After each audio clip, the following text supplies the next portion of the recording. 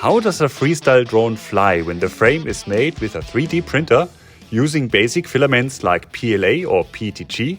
And why are a tuning fork and a rubber ring so important when choosing the best material? This episode is full of colors and new FPV content you may not have seen before. Stick around and promised, it will be worth your time. We are very proud to let you know the frame is now available at dronesandprints.com. A huge thank you to our first customers for believing in our concept and sharing their feedback. Jeremy is fully convinced. He is flying our 3D printed frame, Radical Glassbang, and pushing the limits of physics. Thanks Jeremy for proving that our design works. And Jim printed the frame in multicolor PLA. We are constantly adding updates and new parts to the package. There is now also a camera housing without a GoPro mount, a top plate for a single antenna, and a frame without printed cable ducts. Our 3D print FPV community is growing every day. Want to be part of it? Just get the STL print set at dronesandprints.com with detailed instructions on printing and building the frame. Thanks for your trust.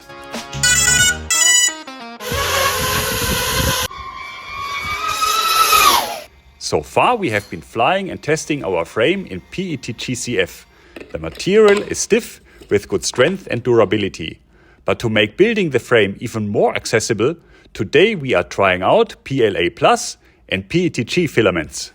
We are opening up the world of colors and materials for FPV just a little bit more. And truly anyone who has access to 3D printing, whether they own a printer themselves or know someone who does, can produce this frame. To judge whether a 3D print filament works for our frame, our number one criterion is the vibration or resonance behavior of the material. And to measure these vibrations, we tweak a few parameters before start. Besides setting the right storage location and logging rate, it's important for us that the gyro data is recorded, filtered and unfiltered. During our first test flight in episode 1, the drone showed vibrations in the lower RPM range. The recorded gyro data in the Black Box Explorer clearly shows these resonances. The high peak extends well into the red zone at 120 Hz. In episode 2, we improved the frame design and made 2 simple filter adjustments. That completely eliminated the resonances, and the drone now flies just as well as a perfect carbon fiber drone. When evaluating new filaments, we focus mainly on the second resonance peak in our chart and concentrate on 3 criteria. First, position, meaning the frequency where the resonance peak sits on the horizontal axis. The further right on the axis, the higher the frequency and the stiffer the frame. Filaments with frequencies below 100 Hz are critical and ruled out for us. Why? The pilot's control signals can be below 100 Hz too. Those would then mix with the frame's vibrations, which can lead to a crash of the drone. Second, height is important. That's the amplitude of our vibrations. The higher the spikes, the stronger and more intense the resonances. And third, the so-called bandwidth. The narrower, the more concentrated and focused the resonance. Let's take a tuning fork as an example.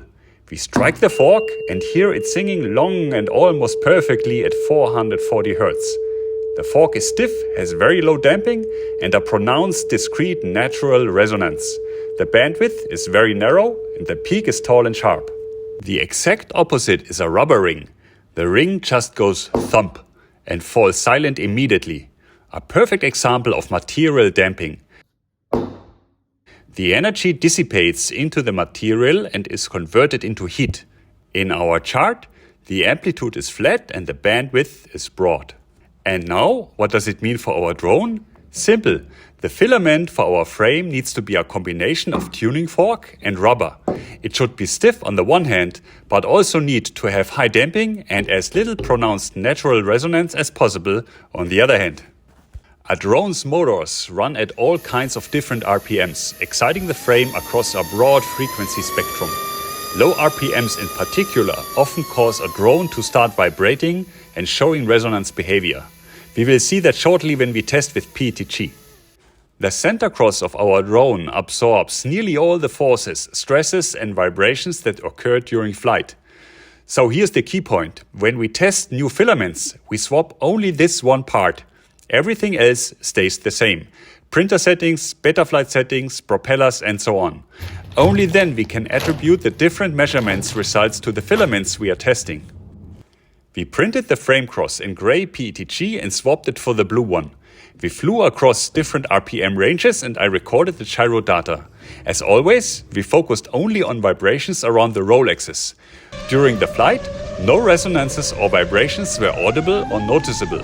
And so the chart from PETG in the Black Box Explorer came as a surprise. First, we look at the unfiltered gyro data. We see strong vibrations around 103 Hz, close to the critical 100 Hz range. The narrow peak spikes well into the red zone, and even though PETG generally has good damping properties, our frame reacts at this frequency a bit like a tuning fork, meaning with pronounced resonance. So overall, not great. But why were no vibrations felt or heard during the flight? To answer that, let's look at the filtered gyro data, which is what matters for the motor signals. The remaining resonance is significantly smaller in the filter chart. The peak stays in the green range, and so we can fly with PETG in principle, even if the motors aren't being driven optimally. Of course, we could optimize print settings and filters especially for PETG, but that would be a whole episode in itself. And now let's move to PLA, or rather PLA+, the standard material for 3D printing, easy to work with and relatively stiff. We can print PLA about twice as fast as PETG on our printer. So let's jump right in with a pink frame cross.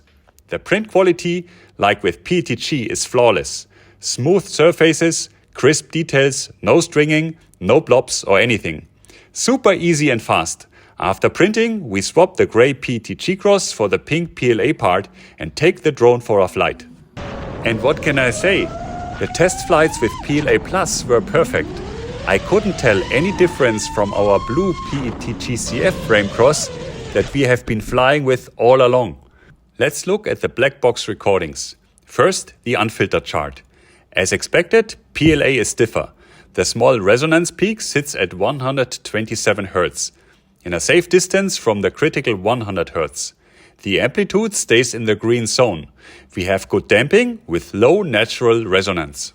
The filtered chart looks even better. The small peak is almost gone. The chart is largely clean and the signal quality for the PIT process and the motors is good. The decision is clear.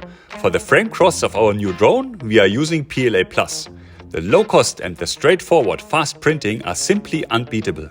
For the less stressed top and bottom plates, we are choosing PETG because it's more heat resistant than PLA. Important in case our electronics generate a lot of heat. And as before, we are using TPU for the camera housing and for the landing feet. And now it's time for the creative part. What color should we pick?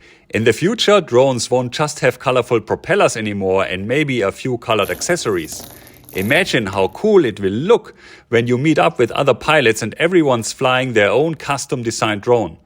Would you prefer single or multicolor for your frame? My favorite one is actually blue. Very technical. But we already did a blue drone in PETG CF. So the coolest setup for me right now? Yellow. The same yellow as my radio. Let's print it, swap the frame and fly.